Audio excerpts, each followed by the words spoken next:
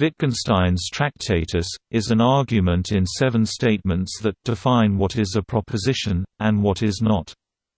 In other words, how we see reality is relative to our particular language. Since we use a closed set of words when attempting to define anything, and almost everything we try to define has an infinite nature, the conclusion can only be that most of what we say, and of course think, is false. It is important to make all effort to use only the most stable foundations when making assertions. For further understanding, please see the original at historyreligionandtruth.com/Tractatus. 1. The world is everything that is the case. 2. What is the case, a fact, is the existence of states of affairs. 3. A logical picture of facts is a thought. 4. A thought is a proposition with a sense. 5. A proposition is a truth function of elementary propositions. 6. The general form of a proposition is the general form of a truth function. 7. Whereof one cannot speak, thereof one must be silent. Ludwig Wittgenstein, philosopher, logistician, and mathematician.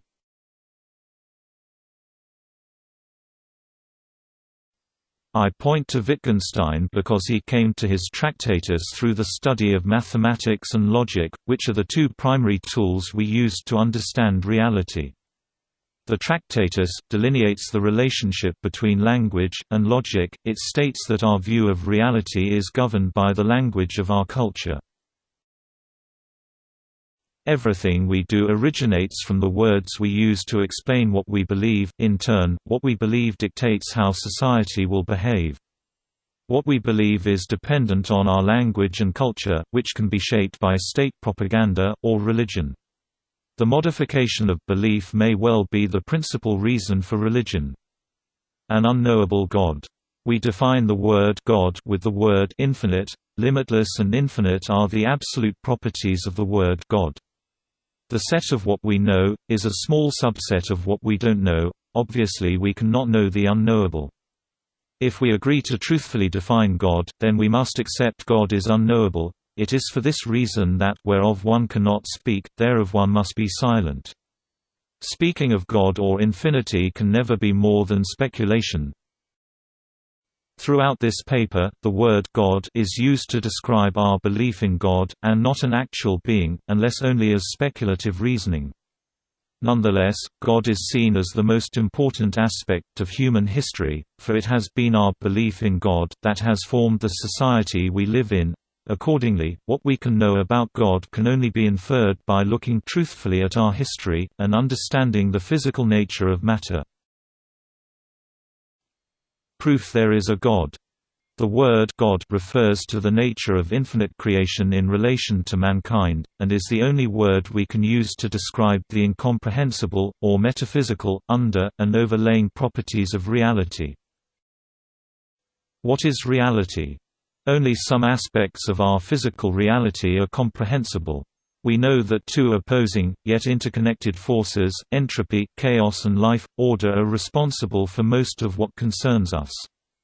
Our civilization is the latest iteration in the continuous interaction of these 2 paradigms. Energy and matter in the universe builds atoms into simple molecules, they combine into more complex molecules, which become biology. Biology then produces intellect, and intellect produces a civilization. The process has come to be known as emergence from complexity, or evolution. Step by step, with each step more complex than the next, we have evolved from infants into adults, and over many years we evolved from primitive man to a modern culture filled with technology. If there is a tomorrow, it will have greater complexity than the day before. No one expects the universe to stop any time soon. Entropy will continue to fuel life, and life will continue to create greater and greater complexity. Before us, there were single cells on this planet. Then cells began working together, and more complex creatures appeared. Then man came along, and began civilization. If the past gives us any clues, we should expect the next step to be something that is far more different, and capable than us.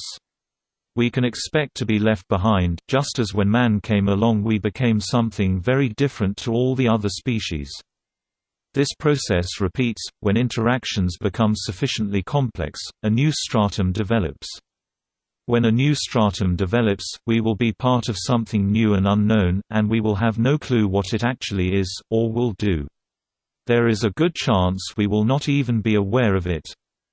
There are approximately 37.2 trillion cells in our body. Cells make us who we are, yet cells have no clue what we are. Our understanding of this process could be called alpha and omega. God has been described in a variety of story-like accounts of Alpha and Omega, and many cultures have beliefs that are based on similar beginning and end accounts. Creation and end days accounts are tribal stories, that come from the particular logic behind the language of the civilization that creates them. They are lovely as stories, but do not give us a true understanding of the process of creation. What we know is true about God is that creation is still being created, and it is becoming more and more complex. We know that Santa Claus is fiction. We don't wish to offend anyone, but how can we expect our people to believe in God, and understand reality, based on this concept of creation? By the seventh day God completed his work which he had done, and he rested on the seventh day from all his work which he had done. Then God blessed the seventh day and sanctified it, because in it he rested from all his work which God had created and made. Genesis chapter 2 verse 2. Creation is an ongoing process that we can think about, and participate with. When we think about creation we notice we are one small aspect of a much larger, and expanding universe, a process that would be as it is, regardless of what we do. Like the demiurge, we are creating a pre-designed world. Apparently, mankind was given the task to create complexity, without full knowledge. It was not long ago that there were no cell phones, fuel injectors, or rocket ships. Complexity means that, tomorrow there will be more for us to understand than yesterday. Not many humans understand algebra, and no one expects a dog to understand it. If our recent history is an indicator, complexity will continue to increase at a faster rate, and since our minds are finite, at some point soon, we will not be able to understand the world we live in, much less God. Our intellect, which has been the primary tool we use to build our complex civilization, will soon no longer be the dominant intellect. No one has ever come up with a valid reason why God created a world that increased in complexity, but we know that as complexity increases, we specialize, and participate less, and less with the undertaking as a whole. As life gets more complex, things still work well, yet fewer people understand how things work. The world we once thought we created, and were at the center of, will become incomprehensible to us. We once thought we were at the center of the universe, then we discovered we were insignificant by comparison. We should notice we are becoming insignificant to our own civilization. Biology is no longer consequential to the process of evolution, the brunt of natural selection is now a social process, and a society unknowingly in the business of natural selection is dangerous. We have no adequate societal structures to protect from the effects of, our own disabilities, and negative attributes. Our species has done its work, we are at an inflection point, a transition into something that will become the new dominant being. Transhumanism could be a choice for some of us. We could upload our minds to the cloud, we could then tune personalities like we adjust the volume of a song, and that would be the end of human beings. Before our dystopian human existence ends, maybe we could fix the society we currently have. Provide ourselves with a belief that is appropriate to our reality, something designed for enhancing the quality of human life, not one dedicated to enslaving 95% of the population, or one expecting God to come from heaven to save us.